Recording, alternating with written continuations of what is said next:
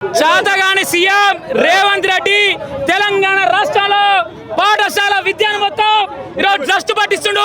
ఈ రాష్ట్రంలో చదువు రాని ముఖ్యమంత్రి యొక్క రాష్ట్ర విద్యాశాఖ మంత్రి అయితే, రాష్ట్ర ముఖ్యమంత్రి అయితే మాలాంటి పేద విద్యార్థులు ప్రతి ఒక్క రోజు రోడ్డు మీదకి వచ్చి మా పాఠశాల విద్యలో మౌలిక వసతులు కల్పించాలి.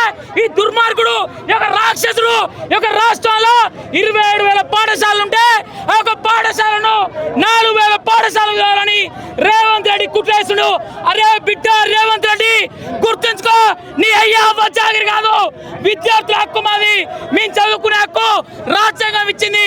రాజ్యాంగం ద్వారా మేము చదువుకుంటాం. ఏవైతే రిజిస్ట్రేషన్ పేరు మీద 4,000 పాఠశాలలకు తెద్దామని రేవంత్ రెడ్డి చూస్తుండో వెంటనే దాన్ని ఉపసంహరించుకోవాలి.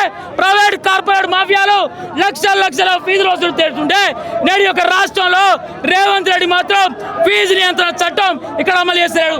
గురుకులాలో మౌలిక సదుపాయాలు ఈ రాష్ట్రంలో ఎంఈఓ డిఓ పోస్టులు భర్తీ చేయాలి, టీచింగ్ నాన్ టీచింగ్ పోస్టులు భర్తీ చేయాలని ఈ రోజు స్కూల్ ఎడ్యుకేషన్ బోర్డు దగ్గర ముట్టడి చేయడం జరుగుతుంది.